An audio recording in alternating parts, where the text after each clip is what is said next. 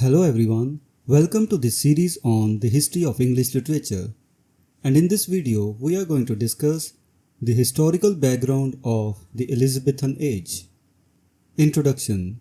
The age of Elizabeth, spanning from 1550 to 1630, marks a significant period in English history, characterized by political stability, expansive exploration, and profound literary achievements. This era encompasses the reign of Queen Elizabeth I, its zenith and eventual conclusion, followed by the literary decline under the first Stuart monarch. The period's dominant features can be summarized into two main themes: settlement and expansion. Settlement. The age of Elizabeth is notable for the political stability that England achieved during this time. Despite the nerve-wracking dynastic problems which had previously plagued the nation, open warfare was largely avoided. This stability was crucial for fostering a conducive environment for literary and cultural growth. One of the most significant political developments of this period was the Union of the Crowns, which effectively ended the long-lasting conflict between Scotland and England. This political settlement not only brought peace but also allowed for a flourishing of literature, as writers and thinkers could operate in a more stable and supportive environment. Expansion. In addition to political stability, the age of Elizabeth is marked by remarkable expansion in both mental and geographical horizons.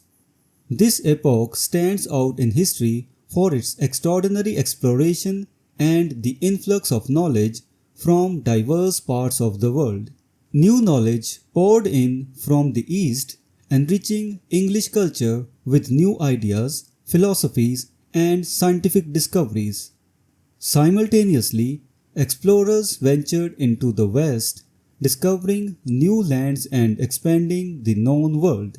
These voyages brought back material and intellectual treasures chronicled by Richard Hakluyt 1552 to 1616 in his immortal pages. The impact of these revolutionary discoveries on literature cannot be overstated. The exploits of great voyagers and the newfound knowledge they brought home inspired writers and poets, infusing English literature with new themes, settings, and ideas. The sense of adventure and the expanding worldview were reflected in the works of the time, contributing to a rich and diverse literary landscape. Literary decline under the Stuarts. However, this period also witnessed a literary decline under the first of the Stuart kings.